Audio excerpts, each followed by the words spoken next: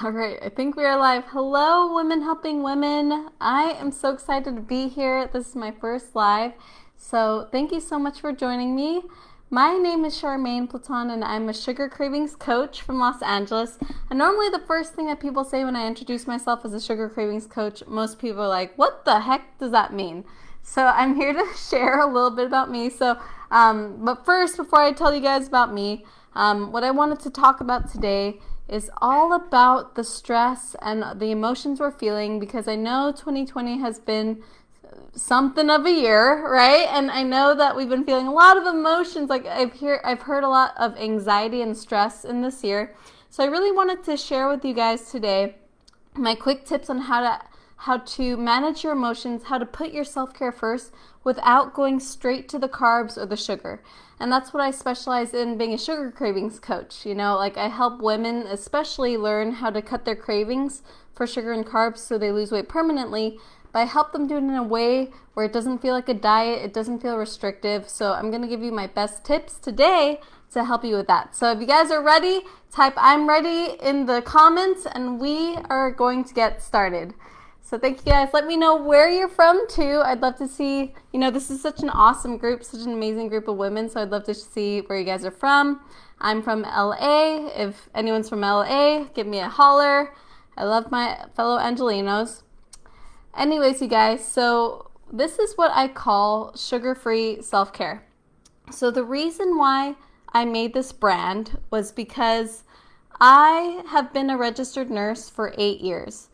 And really want to give a shout out to all my first line responders. For those of you who are taking care of COVID patients, I really respect all the nurses. So I was a nurse for 8 years in the hospital. And as a nurse, if you guys know a nurse in your life, healthcare practitioners work in a very high stress environment. Like everything would be so fast paced. There's so many things to do. It's like life or death situations you're faced with every single day, sometimes every single hour, And so as a nurse for 8 years, I just never knew how to cope with stress. And how many of you guys can resonate with this, right? Like, it's not just nursing that's a stressful job. Like, being an entrepreneur can have its own stressors. Of course, maybe some of you worked a 9-to-5 job before being an entrepreneur. But type in the chat what kind of jobs you worked, if you worked in high stress environments like doctor, nursing, whatever that might be. But anyway, I had no idea how to manage my stress. So what I did, like what I ended up learning, what I had to do in the quick moment was every time I was stressed, I would go to the staff break room and eat cookies. Like that was my thing. I always ate cookies. And it got to this point where I was eating so many damn sweets and so many damn cookies that like I literally got pre-diabetic at 27 years old. And I'm 30 right now. I think I'm 30. Am I 30 or 31? Oh my God. I don't know how old I am. I think I'm 31. But anyway, I was 27 and I was pre-diabetic. And so I was terrified, as a 27-year-old.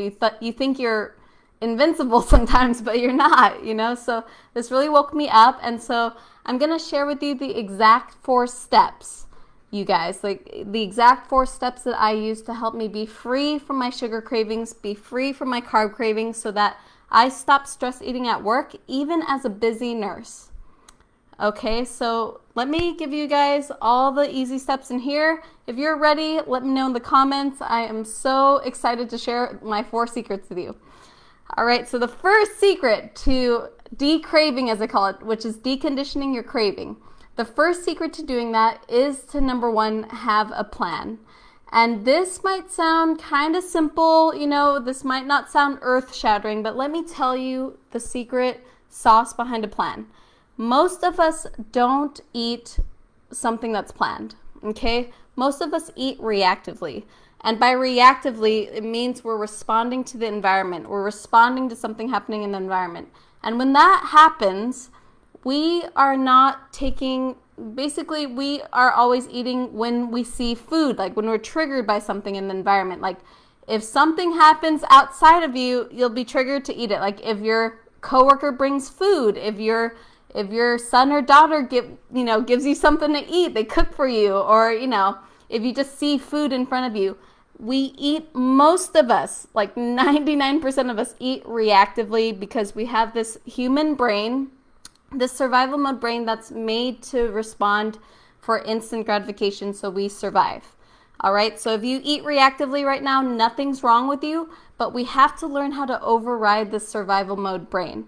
We can't constantly respond to instant gratification, as you guys know, or else we're going to have those negative health consequences down the road, like the diabetes, the weight gain, even like cancer. So we have to override this survival mode brain. And as entrepreneurs, you guys are the best at this. You already have this skill.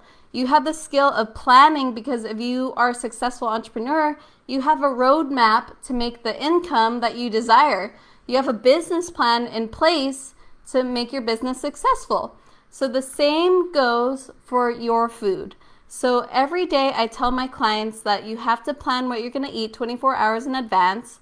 And I tell them to keep it simple. I tell them usually just have meat, have a protein, veggie, and healthy fat every meal. And I'll give you resources for making your meal plan after this. I don't want to go into too much detail, but you got to have a plan in place. All right? Sound good, you guys? Give me a thumbs up. Let me know what you're thinking. I don't see the comments. Maybe something's up with my Facebook. If so, sorry about that. But anyways, let me, if you have questions, I will answer it after. Sorry, I think my Facebook's not showing it for some reason. My bad.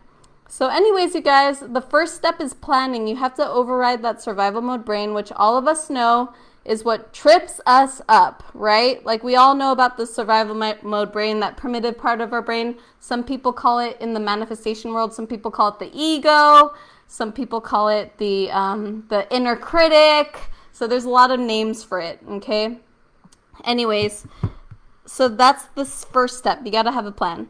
The second step of this process is you have to pledge, okay? You have to pledge to the plan.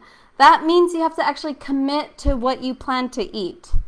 If you make a plan, just like if you have a money goal, if you say, hey, I'm going to make $1 million, but you don't commit to that $1 million goal, you're not going to want to do it. You're not going to take the action that you need to do in order to fulfill that goal. So any plan you have for you guys, like this doesn't even have to apply to weight loss or eating food, but any plan you have in your life, you have to commit. You have to pledge to wanting to do it and follow through on it. Like it has to mean so much to you that you actually want to do it, or else it will be meaningless. Like it's just a wish, right? So that's the second thing. You have to learn how to commit. And my best tip on commitment, you guys, is really to work commitment like a muscle. Any skill you have to practice consistently. And that means keeping the promises that you make for yourself. Like being really good at keeping your promises to yourself. Type in the chat. I'm going to go back to the comments later, but type in the chat if any of you struggle with being consistent. Right? Raise your emoji hand. Let me know. Give me a thumbs up if you agree. But do any of you have trouble with consistency? And if you do, there's no judgment here. We're not here to judge, but we're just here to be aware, because consistency is the number one issue that all my clients struggle with, and also what I see a lot of entrepreneurs struggle with, you know? So like everybody in the world who's human struggles with consistency, okay? So join the club. Like I'm there too. Don't even worry. So anyway, how do you commit? So I have a really great hack for commitment. Well, I have a few hacks. The number one hack is really get good at keeping your promises to yourself. So what that means is if you say you're going to do something, you do it, but you start off small. Like if you guys have probably heard this from other entrepreneurs, but like if you're going to make your bed in the morning, like if you have like little goals, right? Like James Clear says in Atomic Habits, like if you set the little goals in the day, the little habits, like make the bed, like I'm going to make the bed, and first thing you do in the morning is you make that bed. You know, how many of us love those morning self-care routines, right? Like I love my morning self-care ritual. And so we got to follow through on those little goals, like practice following through on the little goals. And then that will build up to following through on your meal plan, following through on your food plan, okay? And celebrate every time you follow through. If you drink water when you said you would, celebrate that. If you ate your salad when you said you would, celebrate that. And so you have to have, number one, a plan. The number two, you have to pledge to the plan. The third thing that you need to do is process. So this tip, you guys, this tip is literally, if there's nothing else you take on from this training, like, remember this one, because this is the one that changed the game for me, okay? Because process, here's what it means. Process means like you're letting something go through its course, right? Like you're letting something go through its course, like a river is going through the course that it's set, you know? Or maybe like an ant trail or something, an ant trail is going through its course. I don't know why I thought of an ant trail. Or like a racetrack is going through the course. It's processing through something, okay? When you have an overwhelming emotion, write down in the comments, what kind of overwhelming emotions have you felt in the past few days? I could tell you mine. It's stress, overwhelm, anxiety. It was mostly stress and overwhelm for me. Let me know what it was for you. And when we feel this way, most of us don't want to feel that. Most of us don't want to feel the stress and the overwhelm because it feels like crap, right? How many of us love feeling stressed? Not many people. So what do? When we feel stressed, we want to avoid. We want to eat so that we avoid that feeling of stress. And what I learned as a coach is that when you avoid by eating, you're actually numbing the emotion. You're not letting yourself feel it. And when you don't feel it, when you don't let it process, you're building up tension inside that causes you to build up.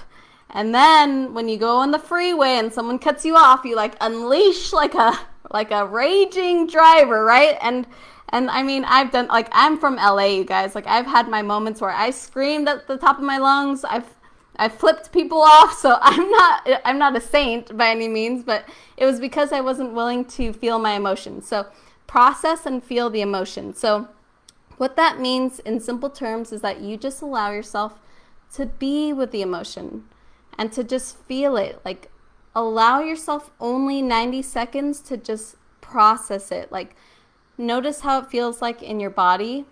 Notice where you're feeling it, in your chest, in your shoulders. Ask yourself, what's the shape of it? Like, describe the sensation. What's the texture of it like? Is it moving quickly or slowly? Is it hot or cold? Is it heavy or light? Go through those questions. Focus only on the physical sensation. And that, my friends, is like the secret to the universe. Like, I swear, if you just let the emotion come through, not only will you survive it, you know, most of us are so afraid to feel. We're afraid that if we feel anxious, we're going to die. Because it does feel like death, but nothing actually happens to us. Like, the only thing a sensation is a vibration in our body. Just like an itch, you know. We don't die from a feeling never killed anybody. But we're so afraid of that, right? So we're so afraid to feel that we eat to numb. So to avoid that, you have to just allow yourself to sit with the discomfort. Sit with the stress, sit with the overwhelm, whatever it might be. And when you do that for like 90 seconds minimum, not only will you survive, but you'll see that you can get through it and that you actually don't need the food to feel better. Okay, you don't need the food to feel better. The food is just a distraction. It just helps you get that instant hit of gratification, that false pleasure, as I call it, like that dopamine hit. But it doesn't actually solve any problem for you. It just it's like just putting a Band-Aid on a wound. It doesn't solve the problem. It's just a distraction from the true problem. All right, so allow yourself to feel that. And let me know in the comments, like, what is that like for you to feel your emotions? Like, have you guys been doing that? Like, I know there are a lot of coaches in here, so I might be preaching to the choir. You guys probably know this better than I do. But when I learned this at the time as a nurse, like 2 years ago, it was like mind-blowing to me. Like, nobody ever taught me in the nursing world, like, to feel my feelings. Like, in the healthcare world, like, I know there's nurses here in this group. In the healthcare world, it is just like go, go, go. Like, you know, just give it your all. Don't take breaks. Don't take your lunch. It's all about the patient. Don't do self-care. Like, if you're sitting down, it's looked down upon. Like, people think you're lazy. Like, that was the kind of environment I was in. So I never, ever thought to feel my emotions. So let me know what you guys thought about that. And then the last process, I said to plan, to pledge, to process. And the last step is one of my favorite. It is persist. Okay, you got to persist. So that means even if there's some times where you eat the sugar, you eat the cookie, you eat the chocolate, you eat the chips, even though you didn't plan to, it's okay. Nothing's wrong with you because you have a human brain. You have this human brain that helps you to stay alive. We need that part of our brain to keep us alive because it's that survival instinct in us, right? We need that survival instinct and it protects us. So I'm very grateful for this part of our brain. I don't hate it, but even if you do go off track sometimes, it's just that piece where you learn from it, you understand what happened, you assess it, and then you keep moving forward. And you guys are the best at this because you guys are entrepreneurs. Like, you guys have this skill because if you're an entrepreneur and if you're in this group, it already shows me that you're passionate. You're willing to connect with other women. You love what you do. And you're willing, most likely, to do whatever it takes in your business to take it to the next level. Okay, and I know this because I know that a lot of entrepreneurs don't like to network. So the fact that you're here tells me that, you're already on that next level. So a lot of entrepreneurs know how to fail really, really well. And you guys have a high failure tolerance. Like, that's what makes entrepreneurs so amazing. Like, we have this high threshold for failure.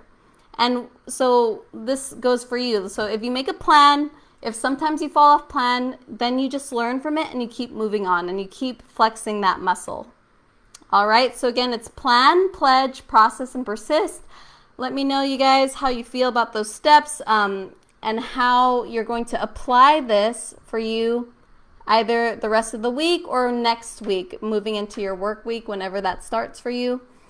But anyways, you guys, so that is just basically a quick summary of how I teach my clients how to not emotionally eat, especially when it comes to moments where you just don't want to do anything. And I've been there, especially entrepreneurs, man. We are on that emotional roller coaster. We are up and down. Sometimes I'm just like, God, I just want to eat. Sometimes it could be so many feelings. But when we allow ourselves to go through the steps and we allow ourselves to see how capable we are, how much we're capable of, your limit, your potential is literally limitless. Because at that point you can handle any emotion, and handling any emotion is what helps you become successful. Because you don't mind the failure, you don't mind the fear, right? You don't mind those things, and that's what makes you powerful. That's what makes you successful. All right, so that's what I have for you guys tonight. I don't like to keep it too long because I know you guys are busy. You got your calls, you got your networking, you got your business to run, you got your teams to lead. So all I want to leave you with is those 4 steps. And if you're willing to dive in deeper with this work with me, and you want you want more of these trainings from me live every single week, I have my free Facebook group called the Sugar-Free Self-Care Squad. So I put the link in the caption, or you could search on Facebook Sugar-Free Self-Care Squad. But basically, it's my private Facebook group for anyone who wants to learn how to manage their cravings or lose weight permanently. And also, you'll get my free trainings every single week. I do it twice a week. I teach on how to eat sugar-free and also how to manage, how to have the mindset to stay consistent and keep moving forward. All right, so again, I'd love to have you as part of my squad, the Sugar-Free Self-Care Squad.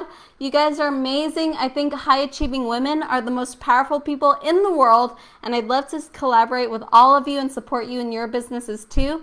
So if you have any sort of business that you think kind of resonates with what I do, like about eating sugar-free, having a holistic, healthy life, managing cravings, living healthy, having physical and mental wellness, I would love to collaborate with each and every one of you and get to know you on a deeper level. But anyways, you guys, that's all I have today. Thank you so much for joining me for this brief training. And I'm going to come on every Monday of December at 7 p.m. Pacific time to share with you another craving tip and another sugar-free tip.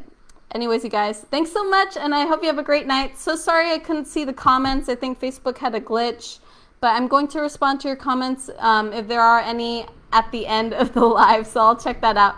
Anyways, thank you, you guys. So nice meeting you, and I will see you in the Facebook group.